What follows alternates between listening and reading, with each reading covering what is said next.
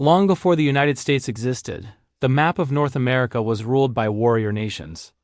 They did not just defend their land. They built empires, controlled trade routes that stretched across entire regions, and forced European colonial powers to negotiate on their terms instead of dictating them. History books like to tell a simple story. Settlers arrived and native nations fell.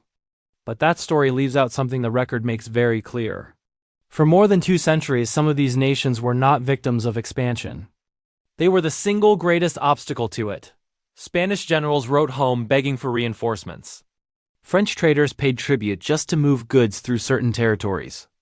The United States Army, fresh off defeating a Confederate rebellion, threw entire divisions at forces of only a few thousand warriors and still could not win outright.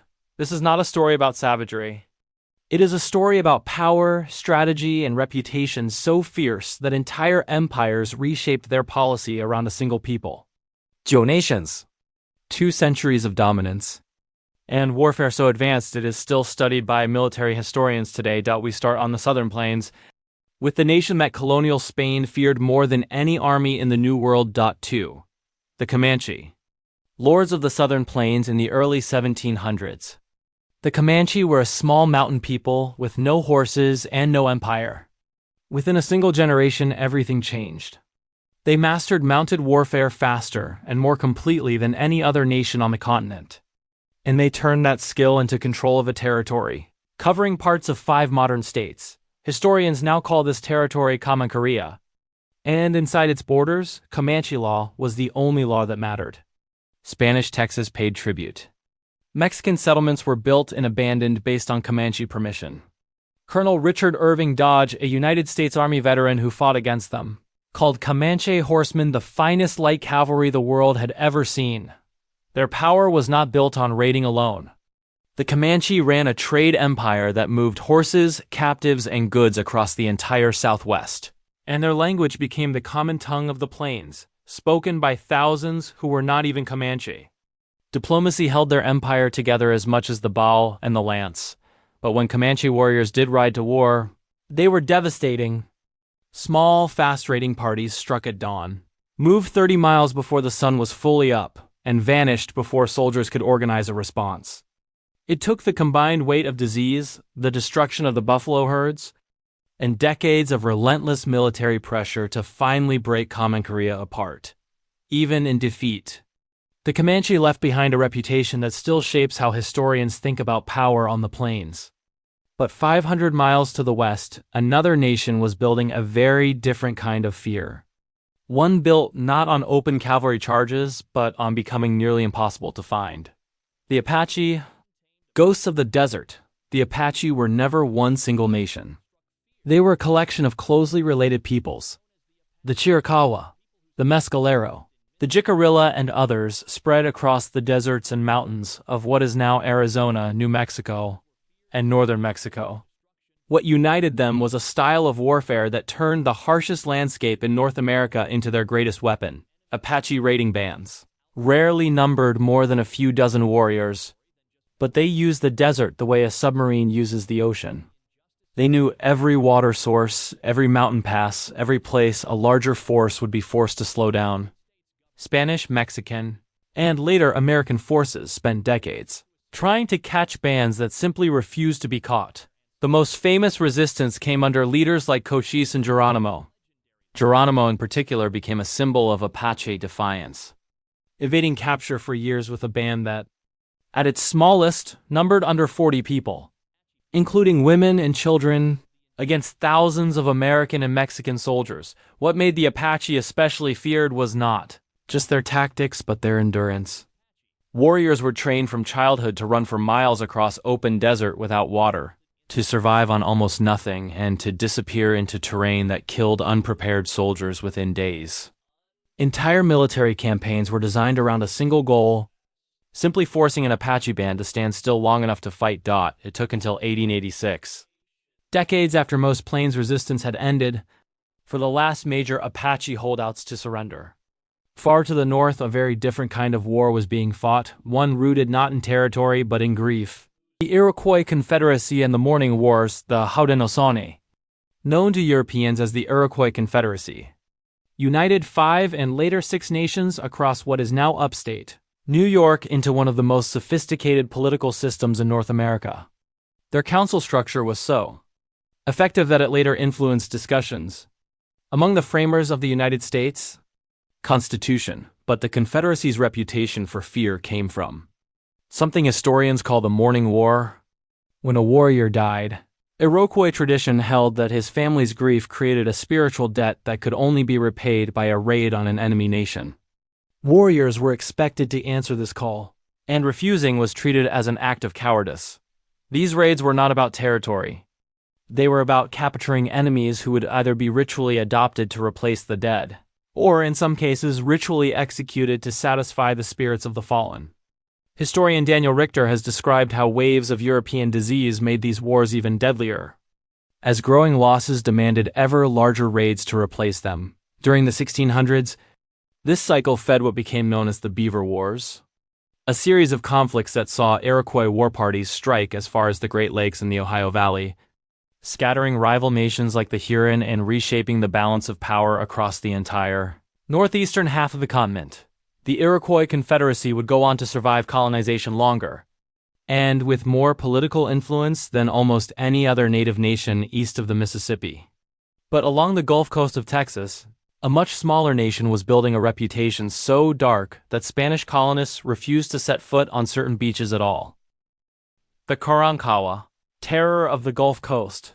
The Karankawa lived along the Texas Gulf Coast for thousands of years before Europeans ever arrived, moving between the barrier islands and the mainland with the seasons. To Spanish colonists, they became one of the most feared peoples on the entire frontier, and their reputation still fuels debate among historians today. Spanish missionaries, who tried to settle the Karankawa, found the relationship collapsing and again into violence. In 1778, a Karankawa warrior named Joseph Maria led an attack on a Spanish vessel, killing the crew after luring them in with a false offer of help.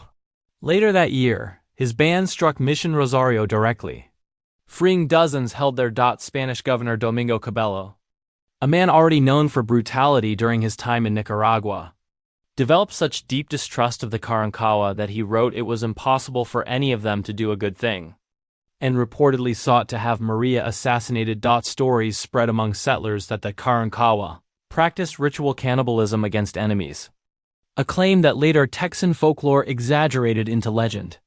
Modern historians treat these accounts with real caution, since they come almost entirely from the same colonizers who had every reason to paint native resistance as monstrous rather than as defense of their homeland. What is not disputed is this: for decades, the Karankawa made the Texas coast one of the most dangerous stretches of shoreline in the Spanish colonial world. Far to the north, another nation was about to build a reputation that would culminate in the most famous single defeat in United States military history: the Blackfoot Confederacy. Guardians of the Northern Plains, the Blackfoot Confederacy, made up of the Siksika, Kainai, and Piikani nations, controlled a vast territory stretching across what is now Montana and southern Alberta. For most of the 18th and 19th centuries, they were considered one of the most powerful and dangerous military forces on the entire northern plains. Fur traders who ventured into Blackfoot territory did so at enormous risk. The Confederacy controlled access to prime hunting grounds and horse trading routes, and they defended that control aggressively against rival nations and encroaching trappers alike. Early Canadian and American trading companies often avoided Blackfoot lands entirely rather than risk the losses. Blackfoot warriors were especially known for large-scale horse raiding expeditions, sometimes traveling hundreds of miles into enemy territory specifically to capture herds, a practice that built both wealth and reputation. Success in these raids was one of the primary paths to status within Blackfoot society. Their military strength held for so long that it delayed serious European settlement of the northern plains by decades compared to regions further south. It was ultimately disease and the collapse of the buffalo herds, not defeat in battle, that broke Blackfoot dominance in the region during the late 1800s. Just south of Blackfoot territory, another Plains nation was about to hand the United States Army its single most devastating defeat in the entire history of the Indian Wars, the Lakota Sioux and the Battle of the Little Bighorn by The 1870s. The Lakota Sioux had become one of the dominant powers of the northern Great Plains, controlling territory across what is now the Dakotas, Wyoming, and Montana. Alongside allied Cheyenne and Arapaho bands, they built a military coalition capable of confronting the United States Army directly, not just through raids, but in open battle. That coalition reached its most famous moment in June of 1876. Along the Little Bighorn River in Montana, Lieutenant Colonel George Armstrong Custer led roughly 210 soldiers of the 7th Cavalry against a combined Lakota, Cheyenne, and Arapaho encampment far larger than his scouts had reported. Led by war leaders including Crazy Horse and spiritual leader Sitting Bull, the combined force overwhelmed Custer's detachment within hours. Every soldier in Custer's immediate command was killed, making it the most significant defeat suffered by the United States Army during the entire period of the Plains Wars. The victory did not save Lakota independence. Public outrage over Custer's death led to a massive increase in military pressure, and within a year, most Lakota bands had been forced onto reservations. But for one afternoon in Montana, the Lakota and their allies proved that Plains warriors could defeat the most modern army in North America in a direct engagement. Further south, a much smaller nation was fighting a war that most Americans have never heard of, and winning it in a way that stunned military commanders on both sides. The Kiowa, raiders of the Southern Plains, allied closely with the Comanche for much of the 1800s. The Kiowa built their own fierce reputation across the Southern Plains, ranging from Kansas down into Texas and New Mexico. Kiowa raiding parties struck settlements, wagon trains, and military outposts with a speed that colonial and later American forces struggled to counter. Kiowa war leaders such as Satanta became legendary figures on the frontier, known for both their battlefield skill and their willingness to negotiate directly with United States officials, sometimes within days of leading a raid against American targets. This combination of open defiance and shrewd diplomacy made the Kiowa especially difficult for the government to predict. The Kiowa were also known for elaborate warrior societies that structured much of their military and social life, with status earned through specific acts of bravery in battle, recorded and remembered within the tribe for generations. These societies produced some of the most disciplined and effective raiding forces on the entire Southern Plains, like the Comanche. Kiowa resistance was eventually broken by the combined pressure of the Red River War in the 1870s, the destruction of the buffalo, and forced relocation to reservation lands in what is now Oklahoma.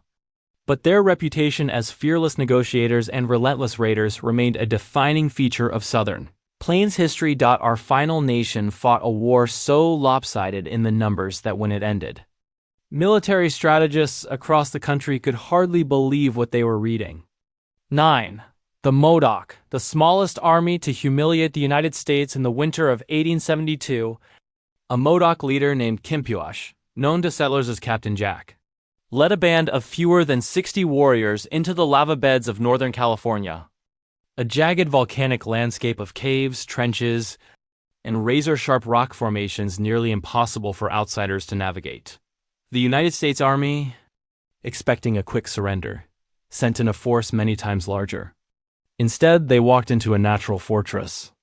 The Modoc used the caves and lava trenches to vanish and reappear at will, inflicting serious casualties on army units that could barely see their attackers, let alone catch them. The siege dragged on for months. At one point, during a peace negotiation, Kimpuash himself killed a visiting American general, an act that shocked the nation and turned the Modoc War into a national news story. It remains one of the only instances in American history where a sitting general was killed during a Native American conflict. The Modoc could not hold out forever against such overwhelming numbers, and by June of 1873 the resistance collapsed. But for months, fewer than 60 warriors had held off a modern army in one of the most humiliating military campaigns the United States fought during the entire era of westward expansion. 9 nations. Our centuries. Empires that stretched across entire regions and small bands that stopped armies in their tracks. What connects every one of these stories is not savagery, it is mastery of terrain, of strategy, and of the will to resist against overwhelming odds. For most of the 1900s, American textbooks told a version of this history that flattened all of it into a single word: savage. It was a convenient story because it made conquest look inevitable instead of costly. And it turned strategic masters like the Comanche and the Apache into background noise in someone else's narrative. The historical record tells a different story. Spanish generals reshaped colonial policy around Comanche power. United States commanders spent decades and enormous resources chasing Apache bands that never numbered more than a few dozen fighters. A relatively small Modoc force held off the entire United States Army for months in a field of volcanic rock. None of these nations were destroyed by military defeat alone. Disease, the deliberate destruction of the buffalo herds, and decades of relentless political pressure did what battles could not. Understanding that distinction matters, because it changes the story from one about inevitable conquest to one about resistance that came astonishingly close to succeeding. Today, the descendants of every nation in this video, the Comanche, the Apache, the Haudenosaunee, the Karankawa's surviving relatives, the Blackfoot, the Lakota, the Kiowa, and the Modoc, remain part of the living history of North America, not just a chapter that closed in the 1800s. If this history surprised you as much as it surprised us researching it, you are exactly who this channel is made for. Subscribe for more untold history and let us know in the comments which of these 9 nations you want a full deep dive on next.